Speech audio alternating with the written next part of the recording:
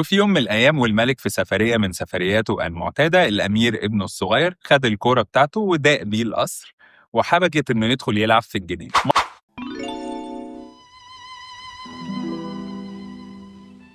كان يا مكان في قديم الزمان وفي مملكة بعيدة عاش ملك غريب الأطوار حياة سعيدة. الراجل ده كان عنده هوس وولع غير صحي بالمرة بالحيوانات المفترسة والوحوش البرية، لدرجة إنه كان قالب جنينة قصره الضخمة جدا سيرك، حديقة فاخرة ومجموعة نادرة جدا من أضخم الفيلة وأشرس الأسود والنمور والطيور الجارحة.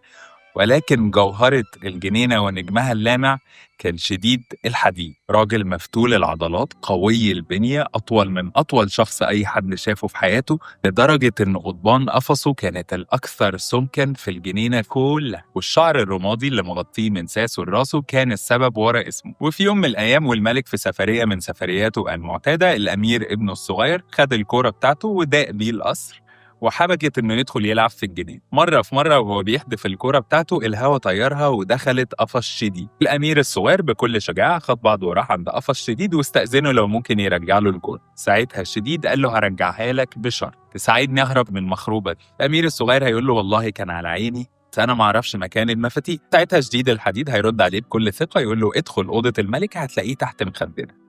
عارف منين؟ أنا معرفش، بس إيه مشي الدنيا. المهم الأمير الصغير اللي عايز كورته فعلا هيروح أوضة الملكة يدب بإيده تحت المخدة يلاقي المفتاح ويرجع هيحطه في القفص ويفتح لجديد. شديد الحديد هيشكره جدا ويديله الكورة بتاعته، وفي نطة واحدة بالظبط هيكون فوق سور الجنينة، ولسه هيهرب هيلاقي الأمير بينده عليه شديد السرعة دي ما شاء الله. الأمير هيستأذنه لو ممكن ياخده معاه، لأن بمجرد ما الملك يرجع ويكتشف إن شديد الحديد هرب نجم الجنينة كلها هيطين عيشتهم. العيشة أيا كان فين مع شديد أهون 100 مرة من اللي الملك المجنون هيعمله فيه. وبعد تفكير عميق شديد وافق، نزل من على السور، خد الواد الصغير على ظهره وهوب نطة واحدة كان بره الجنينة واختفوا وسط أشجار الغاب. الولد الصغير في القصة اسمه والتر، بس أنا مش هقعد أقول والتر عشان أنتوا عارفيني إيه خلقي ضيق، فهنسميه وائل. المهم لمدة يوم كامل شديد مشي بوائل على كتفه لحد ما وصل لقلب الغابة عند بيت صغير. قال له الغابة دي مملكتي وهنا بوعدك انك هتعيش في امان، بالنهار بطوف في الغابة وهجيلك بالليل، اما بالنسبة لك انت فانت مالكش لا شغلة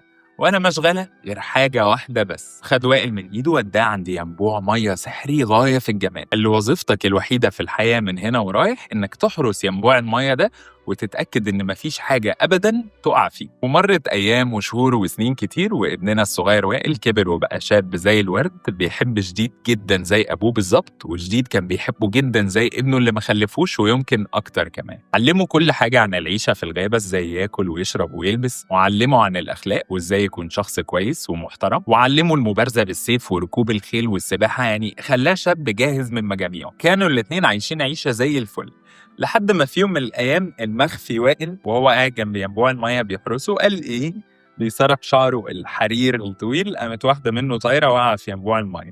بمجرد ما لمست المية اتحولت لدهب. وعلى قد ما وائل كان متضايق إنه فشل في المهمة الوحيدة اللي اداها له جديد في إنه يمنع أي حاجة إنها تقع في ينبوع المية السحري، على قد ما كان منبهر من قدراته السحرية. المهم فات النهار وجه الليل معاه جديد داخل البيت متضايق ومكشر، وراح لوائل وسأله ايه اللي وقع في ينبوع المية. وائل في الأول عمل عبيط اللي هو ايه اللي وقع في ينبوع المية ساعة ايه؟ الرمل؟ اتعادلتي مع ساعة الرمل يا فوف. اي سوير مش فاهم الجملة خالص. قال لي جديد مفيش الكلام ده، مفيش حاجة وقعت، وانا عبيط يعني قاعد انا ولا ايه؟ مختوم على قفايا. بس جديد قال له الانكار مش هينفعك، انت عيالة شعرايه صح؟ انا قلت لك قلنا ولا ما قلناش احلق 100 مرة. امسكك من شعرك ده امسح بوشك الارض كده، شعرك ده ما قلنا 100 مرة احلق. عامة جت سليمة، الينبوع يقدر يستحمل شعرايه، ولكن دي آخر مرة حاجة تلمس المية. وائل اعتذر لجديد الحديد جدا وعد إنه من هنا ورايح هيضاعف جهوده في حراسة ينبوع المية السحري. مفيش كام يوم الينبوع ده محتاج حد يحرسه من وائل أصلا. والمخفي اللي اسمه وائل وهو قاعد يحرس ينبوع المية قال إيه كان بياكل تفاحة، فهو بيقشرها بالسكينة عور نفسه. بدون تفكير رمى السكينة والتفاحة بسرعة من إيديه وحط صباعه في المية يغسله. بمجرد ما صباعه لمس المية اتحول لدهب. خوفا من رد فعل جديد وائل لف صباعه بحتة قماشة، قال إيه يعني عشان يداري. فات اليوم وجه الليل ومعاه جديد داخل البيت مكشر ومبوز اكتر من المره اللي قبلها. دخل على وائل ساله اللي وقع في ينبوع الميه المره دي، وتاني وائل عمل عبيط قال له لا بص تبقى ايه، حاسب على كلامك عشان انت كده بتغلط، عشان انا مؤاخذه مش واحد نايم على ودانه والكلام ده يزعل اقسم بالله. شديد قال له اما هو ما فيش حاجه وقعت في اليانبوع، انت لافف لي صباعك ليه؟ اصل صباعي مدوحس، كان طالع لي ودنه شدتها بسناني مدوحس فلفه، مش جريمه يعني. المهم كلمه من هنا على كلمه من هنا، وائل في الاخر اعترف لشديد باللي حصل واعتذر له جدا، وشديد قال له عامه جت سليمه. امال وجع دماغنا ليه طيب؟ لما هي كل مره جت سليمه انت وجع دماغنا ليه؟ عالم غريبه، غريب جدا، شخص غريب الاطوار زي الملك بالظبط. شديد قال له عامه جت سليمه، سحر الينبوع لسه ما ضاعش، بس دي اخر مره، المره دي بجد دي اخر مره حاجه تاني تلمس ميه الينبوع. وائل وعده كلام رجاله ان من هنا ورايح هيضاعف جهوده في حراسه ينبوع الميه السحري اكتر من الاول كمان. تاني يوم وائل مستغرب في مضاعفه جهوده في حراسه ينبوع الميه السحري، هيسمع احلى صوت بنت سمعه في حياته ماشيه بتدندن في الغابه، واما يمشي ورا الصوت هيلاقي ان الشكل مش مختلف عن الصوت كتير. قمر بنت غاية في الجمال ماشية بتجمع ورود برية في السلة بتاعتها وبتغني. صاحبنا طبعا اتسحر بجمالها وصوتها، ولكن على قد ما كان شاب قوي وشجاع استكفى المرة دي بأنه يستمتع بالغنى بس. واستمر الوضع على ده الحال لمدة 6 أيام، كل يوم هو قاعد بيحرس ينبوع المية، البنت تعدي تغني لها أغنيتين، يتسحب وراها واحدة واحدة من ورا الشجر لحد ما تختفي ويرجع. في اليوم السابع استجمع قوته وجرأته وقرر إنه يتكلم معاه. هي مستغرقة في نص الأغنية وده طلع لها زي الفرقعلوز من وسط الشجر، اتسرع يعتذر لها ويقول لها ما تخافيش ما كانش قصدي أخضك، ويقعد بقى يتكلم معاها إيه، يتسحب. هيقعدوا يتكلموا شوية بعدين تقول له يلا فوتك بعافية، سلام سلام. وهيستمر الوضع على ده الحال لمدة أيام كتير، كل يوم يتقابلوا في الغابة يقعدوا يرغوا شوية، وهي تاخد بعضها وتمشي وهو حبه ليها يزيد، لحد ما خلصوا الكلام بتاع لونيك ايه وبتحبي ايه وبتحبي تاكلي ايه والكلام حلاوة البدايات دي. وفي يوم من الأيام وائل قاعد بيحكي لها عن يومه المبهر الحافل بالمهام. لحد اللحظة دي هي كانت عادي يعني، تقلانة مش مهتمة قوي، لسه بنتعرف. أول ما جت سيرة ينبوع المية دي عينيها لمعت. ينبوع إيه ينبوع ده؟ بيعمل إيه بقى الينبوع؟ لا ضلمت إيه، أنا ما بخافش، أروح متأخر ده أنا ليه فيديوهات على النت يا لا تأخرني إيه انا بيتالك هنا ينبوع ايه السحري بقى. من اللحظه دي اتحول حبه اللي من طرف واحد لحب متبادل، هو بيحبها جدا وهي بتموت في الينبوع. كل يوم بقى حضروا له لستة اسئله، ايه نوع المواد اللي بيحولها لده، ده بعيار كام، واما سالته اذا كان جرب يستخدمه قبل كده ولا لا وراها صباعه، انبهرت. البنت دي في القصه اسمها إلسا، انا عشان ما اتخنقش اقعد اقول إلسا ونتجنب تشابه الاسماء هنسميها أسماء. المهم مع الوقت ابتدت تتحول تساؤلات أسماء حوالين الينبوع إلى طلبات وزن. ما تجرب ترمي فيه طوبة، جذع شجر، طب ورقة شجر، طب بس سقيلي لي بس اللقمة دي في الينبوع، مش عايزة تنزل، العصر فاضل عليه 5 دقايق، أنا لسه مصليتش الظهر مش هلحقه كده، ده اتوضى بس من الينبوع. لحد ما في يوم من الأيام وائل قرر يكمل نص دينه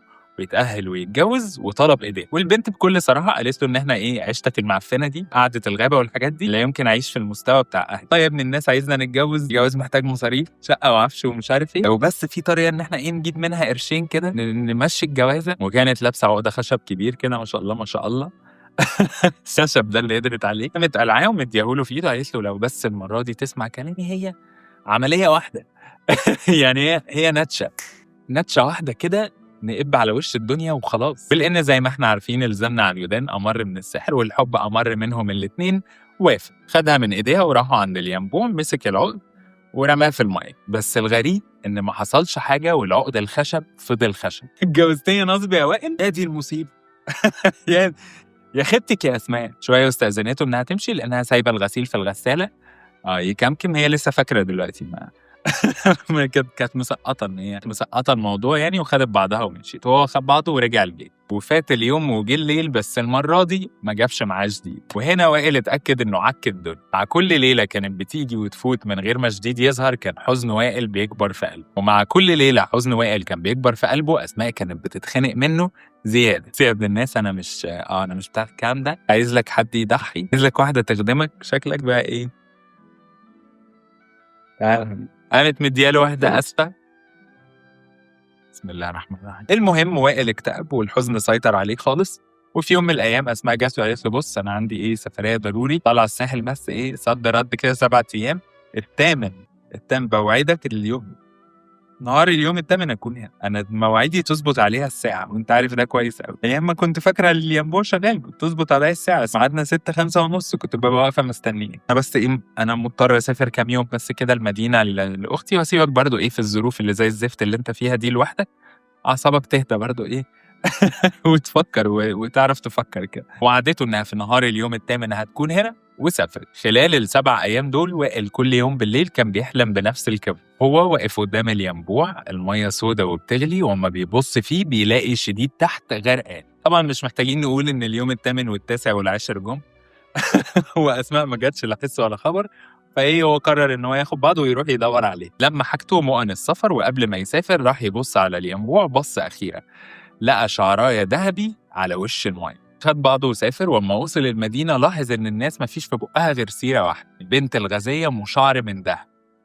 أهلًا سمسم. أمّا وصل عند البيت اللي الناس وصفته له لقى الحلوة الأمورة واقفة في البلكونة لابسة إشي دهب وإشي مجوهرات وشعرها دهبي لون الشمس ومدلدلاه كده وواقفة، وتحت البيت صف عرسان شايلين ومحملين مالوش أول من آخر. أول ما شافته لا اتصدمت ولا خافت وكأنها كانت عارفة إنه هييجي، طلع عشان يتكلم معاها وساعتها قالت له إن الدنيا فرص وإن الذكي بس هو اللي بينتهزها، وساعتها وائل قال لها بس أنتِ في حاجة مهمة ما تعرفيهاش، إن الينبوع مش بيحوّل الحاجة لدهب هو بيحوّلها لمعدن الناس الأصلي. هو قال الكلمتين دول من هنا وشعرها الدهبي اللي لون الشمس ابتدى يتحوّل لنحاس واحدة واحدة، كل أمّا واحدة تتغيّر شعرها يتقل لدرجة إنها ما كانتش قادرة ترفع راسها، كل اللي حواليها اتخضّوا وانفضّوا، وساعتها وائل خدها رجعوا الغابة عند الينبوع وأمّا بَص عليه لقى المَيّة سودا وبتغلي ومرة واحدة طلع منها شخص غاية في الجمال مفتول العضلات قوي البنية شبه شديد. وائل اتخض والشخص ده قرب عليه خده في حضنه وقال له ما تخافش.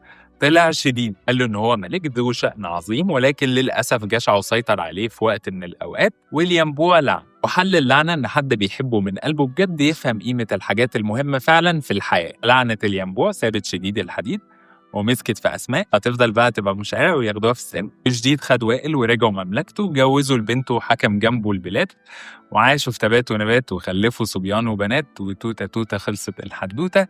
باي.